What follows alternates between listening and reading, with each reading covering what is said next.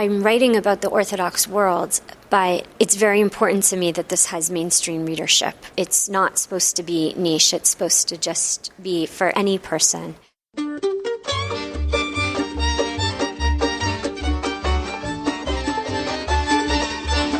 This is The Book of Life.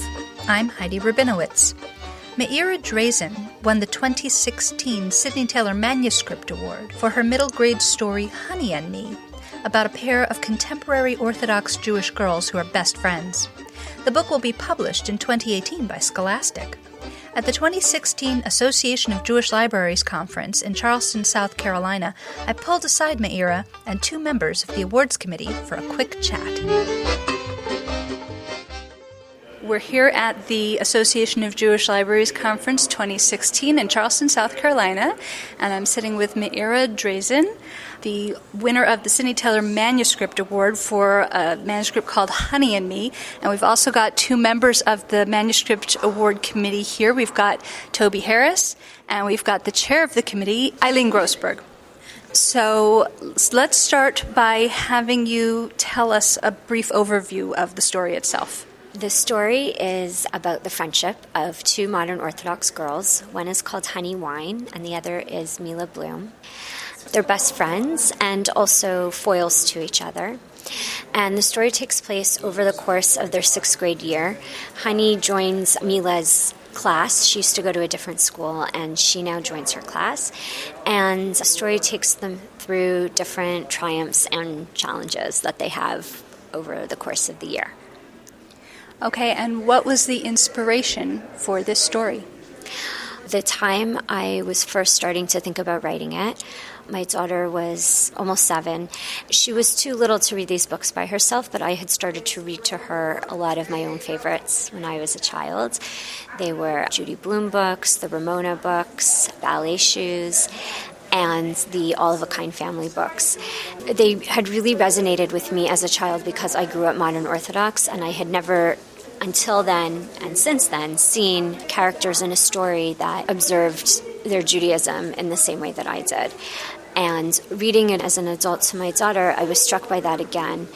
And I wondered if I could do something like that, but that had like a more contemporary feel, like sort of had like the emotional truth of Judy Blume with the kind of religious backgrounds or the world of All of a Kind family, but contemporary. Okay, and that's especially apropos since you won an award named after the author of All of a Kind family.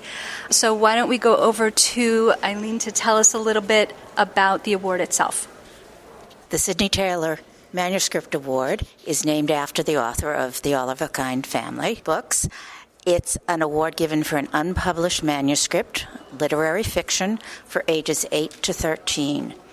The important thing about the award is that it resonate not just with Jewish readers, but non-Jewish readers be able to connect with it also. There's no particular genre. It could be historical. It could be a mystery. We've had all kinds of entries, but we want the book to have that spark and that overall appeal to general readers. Okay, thank you. Toby, why don't you chime in with what impressed you about this particular manuscript? Well, what I really loved about it was that I got to know Honey and Mila, the two main characters, so well, and I felt like I was going through their lives with them. There's sometimes books about Orthodox Jews that don't really show a lot of range or diversity, and so there's this stereotypical image of how Orthodox people live, and so that really appealed to me. I felt like it was appropriate. It was very accessible for a range of different types of beliefs in Judaism. So I really appreciated that. And it was a good story. It was a great story. I loved it. When the winners of the Sydney Taylor Book Award win, they are often surprised because they didn't know that their publishers submitted it necessarily. But you must have submitted the manuscript yourself, I assume. Yeah. So talk about what it meant to you to win, and were you surprised? Well, the first thing is that I was really excited to discover that there was a manuscript award. What I think I've said to somebody else is that I follow the book award very closely, first of all because that's what I'm very interested in is Jewish children's books, and also because I was curious, are people doing the same thing as me? Would my book have a place? Is it going to fill some kind of vacuum?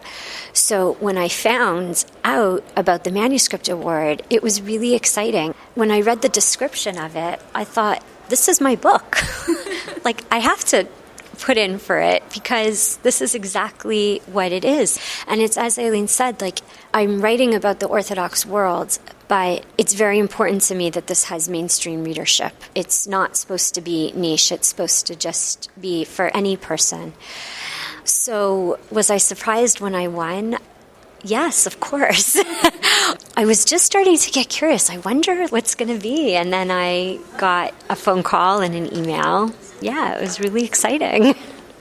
Let me ask all of you, you as the author and you as readers of this manuscript, what makes this particular story unique? What pulled it to the top of the pile? Well, you don't know what pulled it to the top of the pile because you didn't read the competition. They did, and they can address that. But what do you think makes this story special compared to anything else in the genre of Jewish children's literature? Well, I've never seen anything like it before. So for me, it was the range of orthodoxy, again, that it showed that made it unique. But what made it rise to the top for me was that I felt a lot of heart from it, and that it was actually a common story of friendship, ultimately. And that's what stayed with me, was the relationship between the friends and their families, and the longing that they had to put themselves in another environment. That's what I really liked about it, was it brought out for me this yearning that I know I had as a kid to meet people that weren't like me. That's what drew me. That's what made it rise for me. I agree with everything that Toby said, but having seen manuscripts over the past few years, what I particularly look for is that spark. And I really liked the fact that while it was about Orthodox girls, they were modern. They lived in the world. Often we get stories about children, boys or girls, who are very, very traditional, 18th, 19th century shtetl. And this, I think the readers can relate to these religious girls because they do everything that anybody else does. So obviously this is not a completed project for you. You're still working on getting it published. I assume it's at that stage. But do you have any other projects in the works? Any other thoughts about writing you'll do in the future? Yes, I have two very different projects. One has been a side project that I keep coming back to, and I need to find the best entryway into it, but it's very, very Jewish.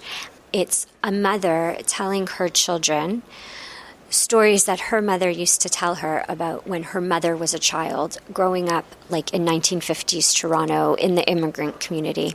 And it's her memory. So it's steps removed, but it's also bringing the generations closer and trying to give the children a connection to both their mother and their grandmother. It's right now a series of short stories, so I'm thinking about it. And the other one, it's too soon to talk about.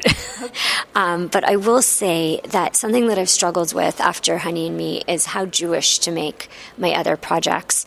And because I don't think I necessarily want to make another big modern Orthodox project, but at the same time, that is the world I know. And what I decided is that I'm going to write it in the world that I know. And if I need to change details later to make it a slightly different world, I will. But that I can give myself permission to just write it how it's comfortable to me. Because that way the details are so authentic. I either know it or I can imagine it. Is there anything I haven't thought to ask you that you'd like to talk about? The best compliment I ever got about Honey and Me, it was part of a workshop. A whole conference table of people would say what they liked and didn't like about your writing for that week. And the best compliment came from a girl who had grown up in Kansas and I don't think met a Jew until she moved to New York City. And she said that when she was a little girl growing up in Kansas, if she had read this book, she would have really enjoyed it because to her it would have been the same as reading a fantasy book. That it was like world building. She felt immersed in it. And it might be strange and foreign to her, but she liked the story enough to feel that the world was really interesting to her. That is an awesome compliment. Did either of you have any other questions or comments?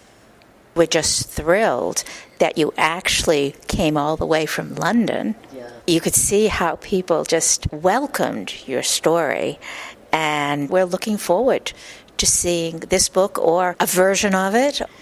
The Sydney Taylor Manuscript Award has become a real stepping stone, a very nice accolade for unpublished writers.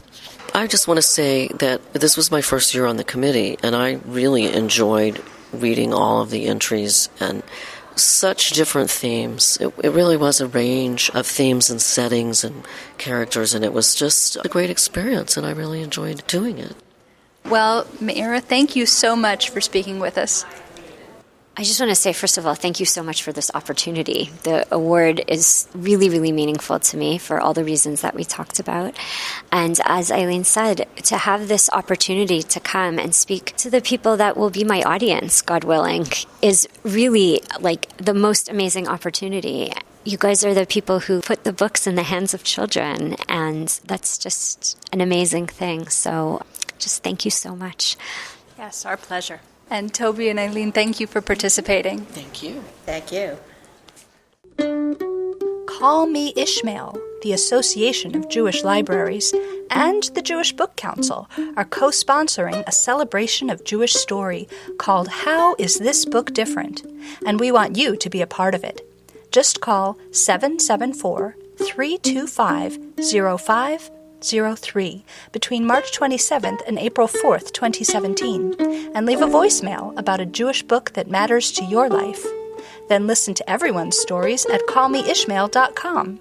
More details on the Book of Life website at bookoflifepodcast.com. This is Steph Kent, the co-founder of Call Me Ishmael.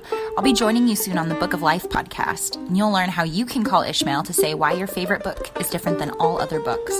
In the meantime, I'd like to dedicate my podcast episode to all the readers because they're the reason that authors keep writing and we keep having new, beautiful stories to explore.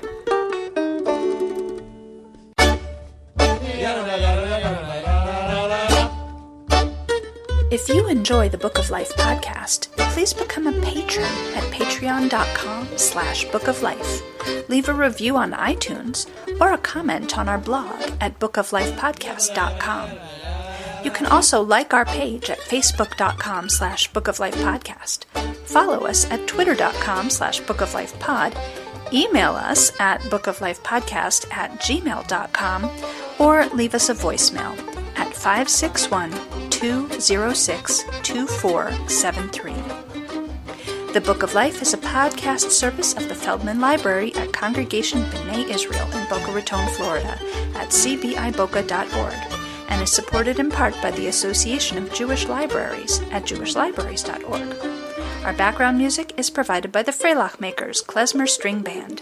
Thanks for listening and happy reading.